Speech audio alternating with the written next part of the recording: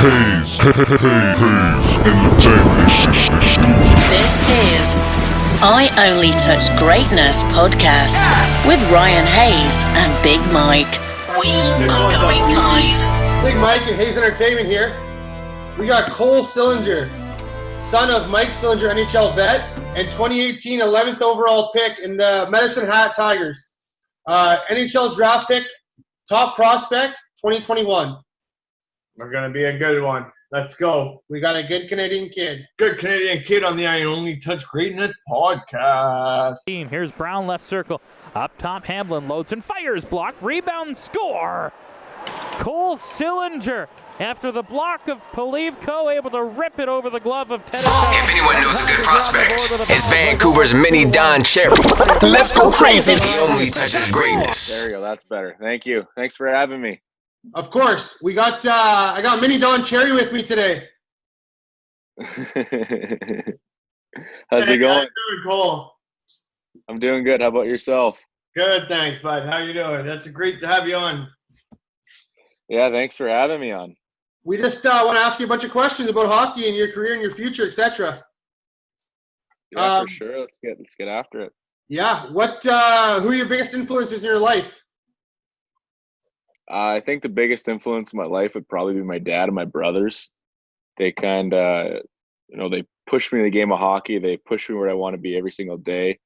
I look up to my dad with the career he had. I think that, if I had half of his career, I'd be, satisfied with myself. So I think that he's my, biggest person I look up to and my biggest supporter. And, with my brothers being alongside of me, we just push each other to try to get our own careers and just try to make the NHL. So it's good. Yeah, Lucas had a good season in Penticton this year. Yeah, he did. Really good season. It was his third year there, and they had a really strong team. So it was unfortunate that with the COVID had to cancel their season. But yeah, he had a great year. He had a couple injuries the past season, so it was just nice for him to just go out and play. And Owen, he was out Bemidji. He had a really good year himself as well. And yeah, just looking forward to their futures. Where is Lucas committed to right now? Yeah, he's going to Bemidji with Owen next year. So they're excited to play with each other again. That's awesome. Two Sillinger boys. You can't beat that. Yeah, exactly. Yeah. What was the feeling of being the 2018 11th overall pick in the WHL draft to the Medicine Hat Tigers? Yeah, it's pretty special moment. Obviously, the WHL has their draft a year earlier than the Q and the O. So you're young. I think I was 14 when I was getting drafted, and had to make a decision whether I was going to go college or WHL route, and it's pretty tough to do that at such a young age. So I just tried to lay back and take it all in, and when Medicine Hat picked me, I was just stoked. Obviously, being the kid of Mike Sillinger, NHL veteran, and Vancouver Canuck, we loved him here. How much pressure did you have that way? I don't have too much pressure. I try not to put too much pressure on that for myself, and I know my brothers are the same. We, like I said before, we're just trying to create our own pathways and our own careers. So I think my dad does a really good job of that too. He just tries to support us. He's not trying to push us to be like him. So it's good.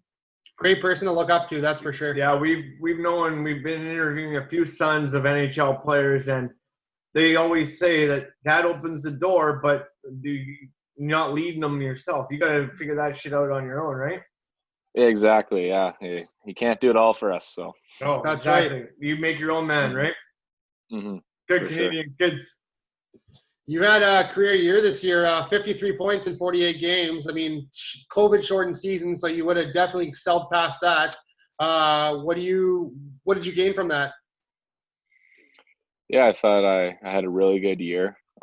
My teammates, my coaches, everybody, just kind of made the transition of going, playing from midget to this year, just, super smooth. And, I found myself playing in, similar situations that I've dealt with, in midget and bantam and in spring hockey. So I think I just tried to lay all the pressure off the side and just go out there and play my game. So I think I did that pretty well.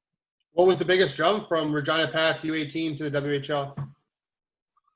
I think it's just just the older league, and everything's kind of step above. Like you don't have that much time with the puck when you get it. They're obviously bigger, faster, stronger guys, and you're playing against NHL guys day in and day out. So you just got to be the mental focus, I think, and the whole preparation aside, and your nutrition and just how you prepare for games is a lot. I found was a lot different. If a GM or scout was to ask, like, Cole, what do you bring to the table? I think I bring, a hard nose, two-way forward with really good offensive instincts, and a key shot that I like to use and like to get off from anywhere, and someone who is reliable and can make some plays and wants to win. Yeah, you scored some crazy highlight reel goals this year, like amazing goals. So a lot of highlights out there. I'm not even allowed to ask a question here. Do you have a favorite movie about sports? Probably The Longest Yard, that football movie. I think it's hilarious. I watched it like 5 times this year, maybe on the bus. You just recently got named to the U18 Canada selection camp, and you already wore the Maple Leaf, the U17s. What's the feeling putting on that jersey? Yeah, it's obviously the tournament's not happening, so it's kind of tough in that way. But it's a nice thing for Hockey Canada to do, to recognize the players that would have been participating in that camp and being able to try out for their country. So yeah, obviously I feel pretty special to be alongside with some of those great names, some of my great buddies and stuff. And that, like you said, the U17 was also very special for me. It was in Medicine Hat. I had a lot of local fan base there, and it was just a pretty cool event. Who do you mirror your game after? That's tough. I kind of try to pick and choose from a lot of players. I try to break down kind of Matthew's shot and kind of how he just releases the puck, and kind of just I try to just pick and choose from a lot of players. I can't really say I play like anybody. I think Jonathan Tavares is another guy that I try to model my game after pretty well. Another great Canadian kid. Good guy to compare yourself to, that's for sure. Yeah. Any pump-up song or go-to song at the moment? Not really. No, I'm kind of just been country music since I got home here. I'm a big country music guy in the summer. Just That's on the boat choice with my buddies. Yeah, and then in the winter, when I'm before games and stuff, I like rock music. And fair enough. Rock before games to pump you up, but country music definitely to relax. I love my country music, so nothing better to listen to country music. Luke Combs, huge fan. Yeah, exactly. Me too. You must have learned a lot from Hamlin, Kemp, and Chizowski, and obviously Mads and Net. You guys had a great squad this year, so you must have learned a lot from those NHL prospects as well. Yeah, I think those are some key guys that made the transition so smooth for me. I mean, they right from when I was 15, they all the entire team, but those guys specifically kind of took me under their wing and just made me feel like I belong. And me being line mates with Chizowski and Kemp the most of the year, they just allowed me to play with full confidence, allow me to play my game even though I'm 16. So I think that was huge for my year, and I know I can't thank them and my whole team enough. Any specific reason with your jersey number? No, I've always liked 4. When I was younger, I really liked Taylor Hall, and so I just was always 4. I always like a 4 in my jersey, whether it's 4, 14, 24, and I kind of just stuck with 4 all the way through. And then right before I got drafted, there was a tournament in Philadelphia, and someone already had 4, so I just said, screw it, I'm going to pick 24 or 44, And then when the Tigers drafted me, I don't know, they probably, saw I was wearing 44 in that tournament, and then went to camp and had 44 in my jersey. So that's pretty cool. Might as well stick with it now. Top or Bertuzzi. Yeah, and I'm definitely a 14 guy, so we got the 4 in common there. Yeah, I'm gonna stick with 44 for sure, though. It's gonna be my number as long as it can be. What do you do to calm the butterflies before you play, if there is any? I don't know. I try to not get that nervous or anything, but obviously it doesn't matter what game it is. Before any game, I'm gonna have some nerves going through my head. But I think it's the preparation, like I talked about it.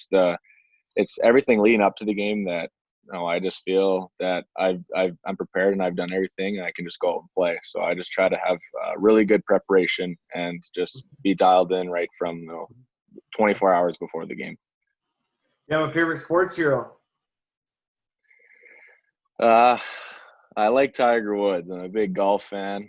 I think when he was in his prime and what he was shooting and stuff, it was pretty cool to watch. But yeah, I love just watching golf and him specifically. You golf a lot? Yeah, I do golf a lot. Me and my brothers and my dad, we go out lots. It's good. Yeah, that's awesome. I love golf as well. I try to keep it under 2 balls per hole. I'm really bad, so I'm pretty good at keeping 2 balls per hole. That's my self handicap. How are you preparing yourself to be a top draft pick for the 2021 draft? I think it's just stuff that I've been doing.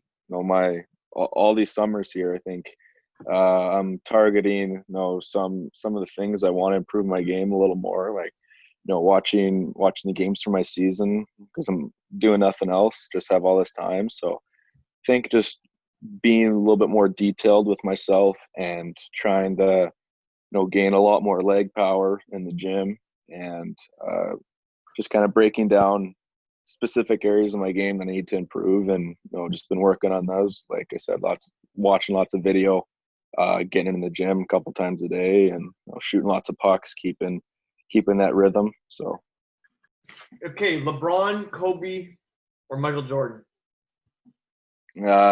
I think I'd have to say Michael Jordan after watching The Last Dance. Everybody gives us that same answer. Michael Jordan's like flooding the market right now with his with his video. What was it like? What was it like having Willie Desjardins as your GM and coach?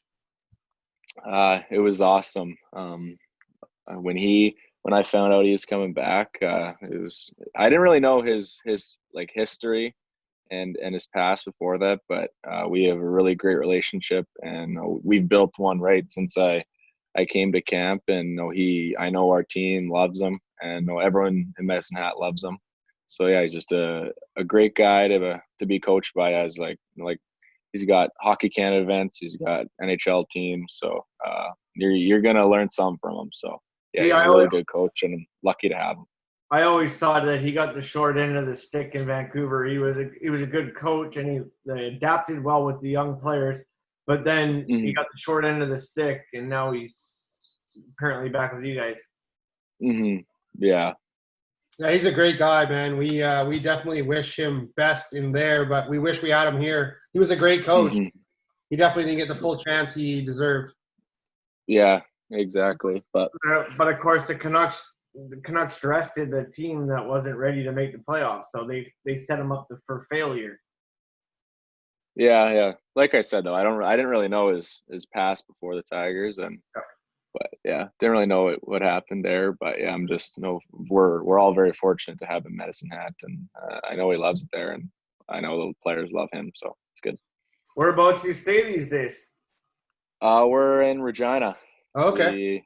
Over the hockey season, my parents go down to Arizona because me and my brothers are gone, and they just kind of follow us from there. And then in the summers when we're back, we come back to Regina. The majority of my family's here, and then we just kind of train here all summer. Maybe get flown different places to do some different skating camps. But other than that, this is kind of our place. We go to the lake together and just get some relaxing time, tee it up, and just kind of enjoy life.